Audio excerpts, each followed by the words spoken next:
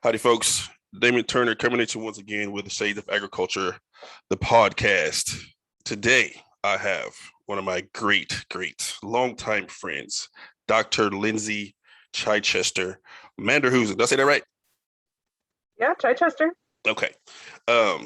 Me and Lindsay go way back like four flats. You can see I have the WT attire on to represent, the WT Go Buffs as we do.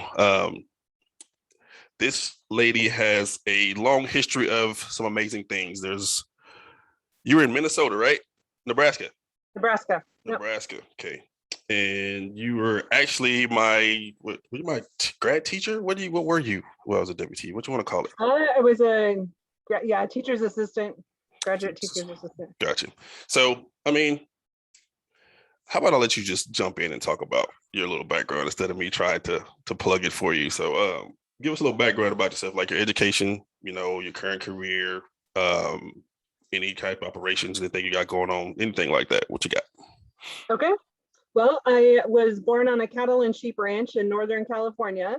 So did 10 years in 4-H in Nevada. We only live about 7 miles from the border of Nevada. So did that, did livestock judging. So through my whole 4-H career was involved with that. And then went to Louisville to represent Nevada there for the national contest. And while I was there, I was recruited to go to Redlands Community College in central Oklahoma.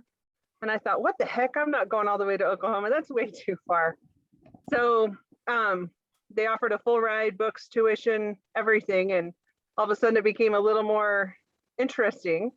So my mom and I flew out, checked it out, and committed to going there. So spent a year and a half in Redlands and judged there, and then went to Panhandle State in Goodwell, Oklahoma, and did livestock judging for them. And when I finished my bachelor's, I thought, I'm done with school. I'm gonna, go to work for Cactus Feeders. And I applied for a job and they hired from within. So I thought, well, plan B, grad school. So went down to West Texas A&M, go Buffs, and ended up doing a master's in meat science, started a PhD in epidemiology and food safety, and thought, I don't know if I want to be in a lab forever. So put that on pause, did a second master's in speech communication with an emphasis in agriculture, of course, and then went back and finished my PhD with Dr. Ty Lawrence, looking at consumers' perceptions and what consumers thought about meats in the meat industry. There's a lot of big words in there, ma'am. So okay, so we'll have a quiz at the end. Yeah, no, we're not gonna do that. So what are you currently doing now? What are you doing at this time being as far as career wise? So after grad school, I literally applied for jobs from Campbell Soup Company to teaching to extension to all sorts of stuff. Went to Nebraska where I worked with their extension service, and then had a chance to move back closer to home in Northern Nevada here in extension. So I never really had thought about extension as a career, but when you're desperate out of college trying to find employment, that was my first gig and it kind of stuck. I like it. So are you 4-H? Are you ag? What are you as far as extension? What's your title? I'm an extension educator. So my focus is primarily in agriculture, but I've been without a 4-H staff member for over a year now. So I've inherited 4-H. So gotcha. I do some stuff in youth, obviously, but I was technically hired to do more adult outreach and education. Gotcha. Okay. So being a female agriculture, what is your favorite part at this moment in time of what you do?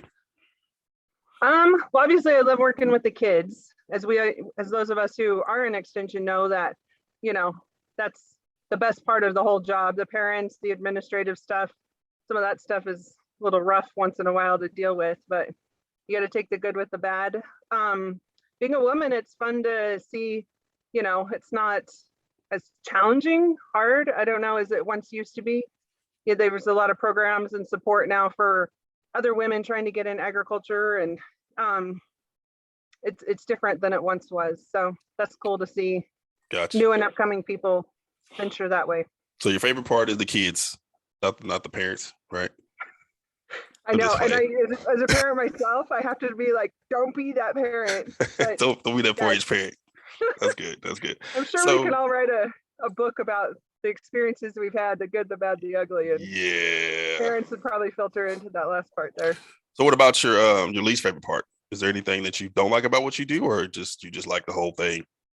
There's nothing to For complain the most about. part, for the most part, I like, the good thing about extension is every day is different. So, if you're one of those people who needs absolute structure and you know what you're going to do every day, extension's not for you, which I love because I can't handle that. My personality type is not suited for that type of environment. So, that's a lot of fun. Just, getting to develop programming, deliver it, get to travel around. It's, every day's different. You get to tap into your creative skills. I mean, look at you starting a podcast. How cool is that? That's pretty cool. Yeah, it's fun, kind of. It's a So, new experience, so I'm enjoying it. Actually, it's cool. yeah. So, all right. With that being said, so how do you feel about agriculture as a whole at this moment in time, from your perspective? I don't know. My perspective, man, there's a lot of infighting right now in agriculture. I mean, there always has been to some degree. Maybe I just noticed it now more, but how food is produced, and if you're not doing it this way, you're the bad guy. If you're doing it that way, you're the good guy. And, we just fight with each other so bad, whether it's organic, conventional, all natural, Yeah, local, whatever it is. And I think that we'll eat ourselves alive if we don't figure out how to get along better at the table. yeah, I totally understand about that. So, with your experience, like how, I guess I'm trying to figure out how to work this, the organic, non-organic stuff. Like, how do you feel about that? If you can get into that. Yeah, I think there's a place for everything and everybody who wants to do it. And there's a lot of misconceptions around what it is and what it isn't. And so I think that's important for people to understand whether they want to be on the growing end or the consuming end, about pros and cons of it, regulations, price, because that factors in as well. There's a higher price usually associated with some sort of a niche, if you will. I don't know if that's niche anymore, but so, Gotcha. So, just a lot of different. so where you are, what is the big crop? What is the big thing going on right now where you are?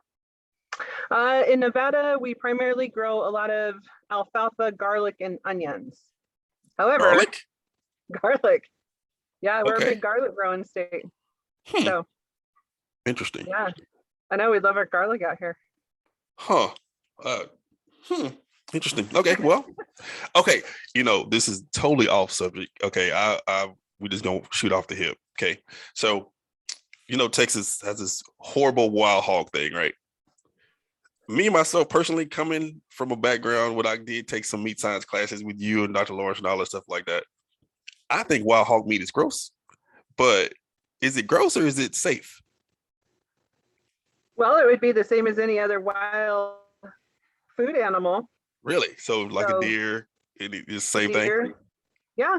And from what I understand, we don't have wild hogs here, but they forage. So they eat, things that are planted in the ground. So they're not really, I guess, maybe they can eat things above ground too. I don't know, Yeah. but it'd be like any other wild game animal. You just kind of just totally shot down my whole thing. I was arguing this guy about the other day about it's disgusting and I will never eat a wild hog, but then now you just made all sense of it. It does make sense. Yeah. Well, But darn it. like bear, I've heard bear meat is really greasy. So maybe, the consistency or kind of flavor profile with it could be odd. There you go. Oh, I'm Go just with talking that. about it being gross, period. Because I've seen a wild hog eat another wild hog. Yeah, They eat people. They can eat people. They're carnivores, exactly. So I was like, okay, omnivores. Yeah. yeah. Anyway, moving along. Let's keep going along. So, what advice would you give somebody that wants to be in agriculture? Like basic advice. Maybe they want to go to college to be an ag teacher, or they want to be an extension agent. From your history or from your experience, what would you give? What advice would you give somebody?